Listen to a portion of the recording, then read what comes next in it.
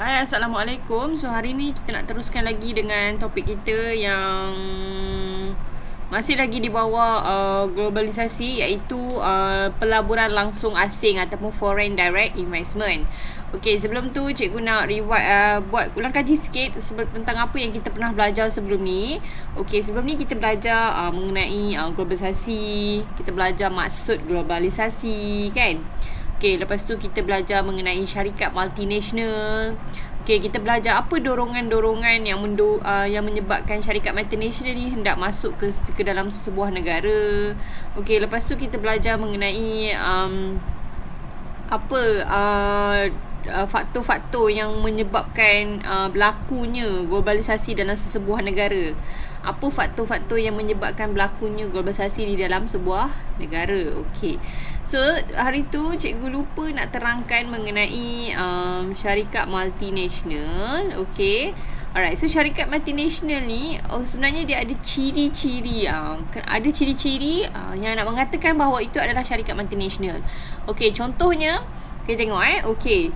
So, untuk syarikat multinasional ni, dia mempunyai beberapa cawangan di beberapa negara yang lain. Okey, contohnya dia ada syarikat A ni. Okey, contohnya Maybank, dia ada buka beberapa cawangan di negara lain. Okey, betul. Okey. And then dia ada pemindahan teknologi yang canggih antara cawangan di negara yang berbeza. Okey, Maybank ni dipindahkan apa saja teknologi yang dia ada ke negara-negara yang lain. Contohnya dipindahkan teknologi pemindahan wang EFT, okey, ke negara Vietnam.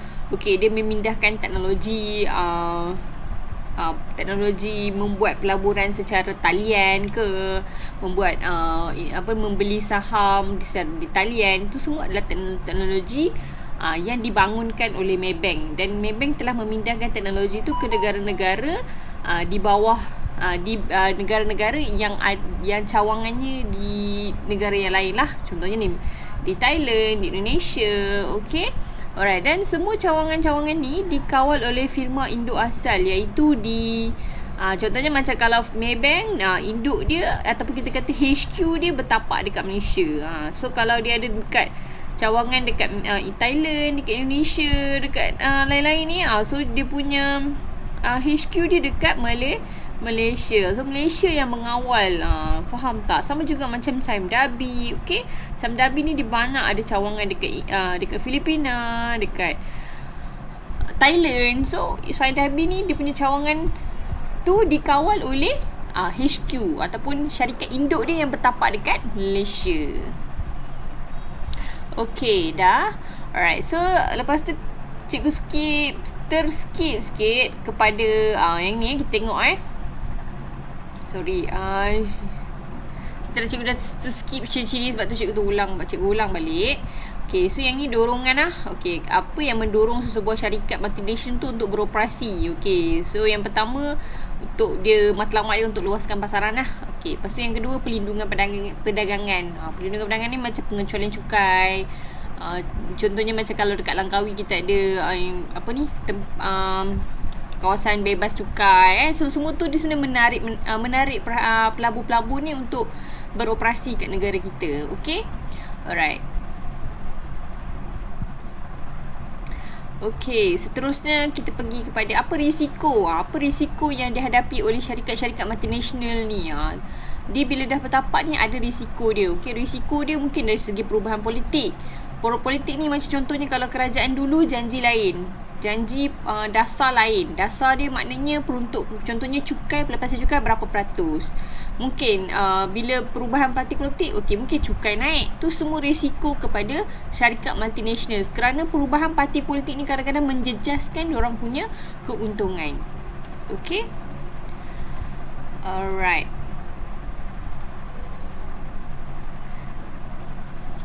Okey, seterusnya kita tengok kepada faktor yang menggalakkan globalisasi. Okey, kita tengok peranan kerajaan. Kerajaan ni mainkan peranan penting lah. Macam kita tengok apa sahaja tindakan-tindakan kerajaan ni akan mempengaruhi dasar ataupun polisi negara kita. Okey, so polisi tu mestilah, polisi yang dibuat tu mestilah mesra, orang kata apa tu? Mesra peniaga. Maknanya dasar yang diamalkan tu mestilah cukai yang rendah, okey, kurang birokrasi. Okay, so dia akan menarik syarikat-syarikat ni untuk bertapak dekat negara kita. Okay, alright.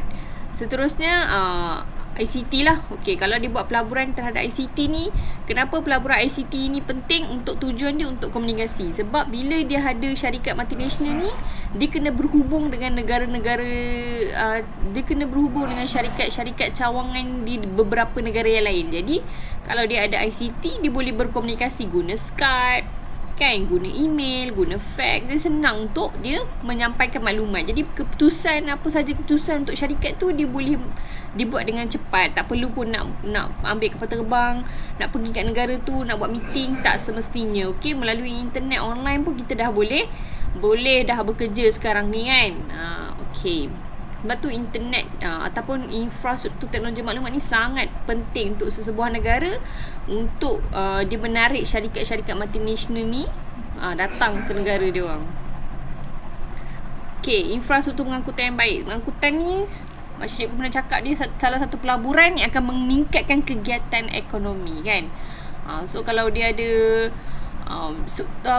sistem pengangkutan yang baik, pengangkutan jalan, pengangkutan udara, pengangkutan air yang baik, dia akan menariklah syarikat-syarikat firma asing untuk bertapak dekat negara kita. Sebab dia tak perlu nak melabur lagi dah, nak bina jalan, nak fikir lagi, tak perlu dah. Dia dah ada semua kemudahan tu dah disediakan. Jadi akan menarik lagi firma asing untuk bertapak kat negara kita. Okay, so ini akan membolehkan berlakunya proses globalisasi.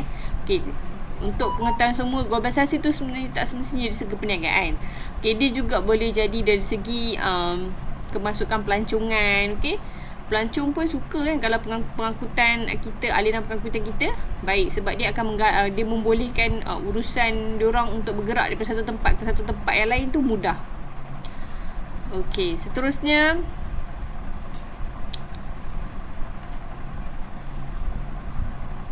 seterusnya adalah kita pergi kepada pelancongan. Okey, pelancongan ni macam artikel yang cikgu pernah bagi sebelum ni, kalau awak baca, dia kata kalau negara yang mengalami peratus COVID-19 yang paling tinggi adalah negara yang mengalami peratus globalisasi yang sangat tinggi. Maknanya negara-negara yang berlaku proses globalisasi yang sangat tinggi ni, negara tu lah yang sebenarnya menjangkiti negara yang banyak ada kes COVID-19 kan. Sebab apa? Sebab banyak pelancong pergi ke negara tu. Okay, berbanding dengan negara-negara yang mundur, yang miskin, tak ada orang yang nak pergi kan, betul tak? Sebab kurang berlaku proses globalisasi. Okay, so pelancongan ini merupakan satu penanda kepada proses globalisasi. So untuk kita galakkan sektor pelancongan ini untuk berkembang, so kerajaan perlulah buat pelaburan dari segi sektor-sektor yang berkaitan dengan apa yang berkaitan dengan pelancongan. Contohnya penerbangan, perhotelan kan. So ini semua adalah syarikat yang berkaitan industri yang berkaitan dengan pelancongan. Okey, untuk meningkatkan sektor pelancongan, dia perlulah meningkatkan sektor penerbangan kan. Contohnya pembinaan KLIA 2. Okey, contohnya dia meningkatkan pembelian tiket. Dia membolehkan pembelian tiket atas talian.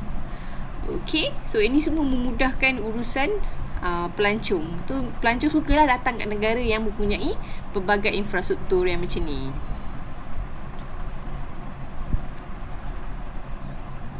Okey, dah. So sekarang ni kita masuk kepada topik baru, iaitu pelaburan langsung asing.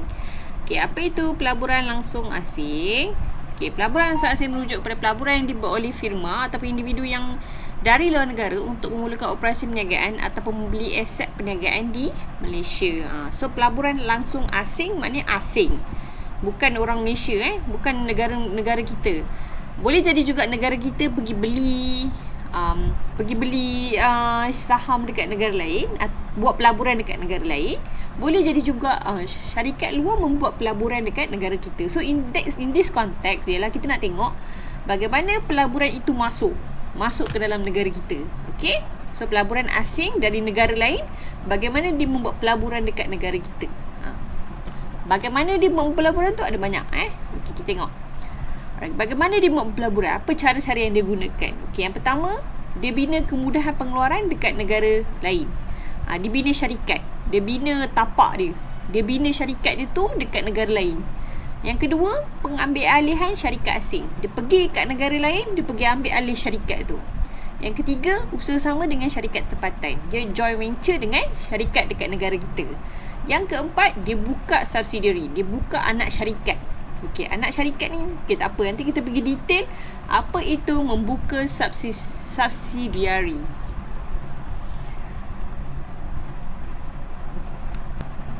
Okey, yang pertama kita tengok membeli kemudahan pengeluaran di negara lain.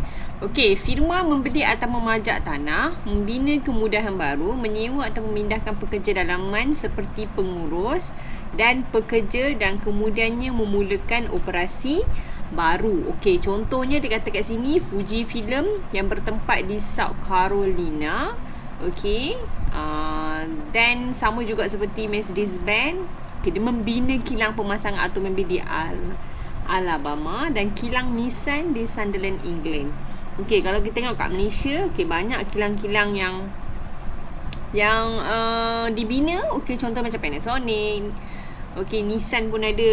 Okey, kita ada kilang Aeon tu dikira retail. Okey, Tesco, McDonald, semua ni dikira sebagai diorang membina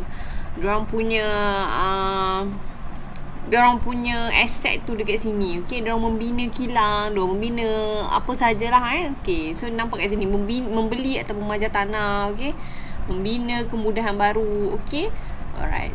So itulah contoh-contoh membina kemudahan pengeluaran di negara lain. Okey, seterusnya kita pergi kepada pengambil alihan syarikat asing. Okey, so dia mengambil alih syarikat yang sedia ada dan menjalankan perniagaan di negara tuan rumah. Okey, alright. Dengan memperoleh perniagaan yang masih beroperasi, pembeli dengan cepat mendapat kawalan ke atas kilang yang diperolehi, teknologi kaki tangan, jenama-jenama dan rangkaian pengagihannya. Okey, contoh yang senang kita nampak, yang kita tengok adalah seperti pembelian Proton oleh syarikat China iaitu Geely. Okey, syarikat ni diorang telah mengambil alih Proton dengan membeli saham Proton. Okey, alright. So dengan ini dia telah menguasai syarikat Proton. Dia telah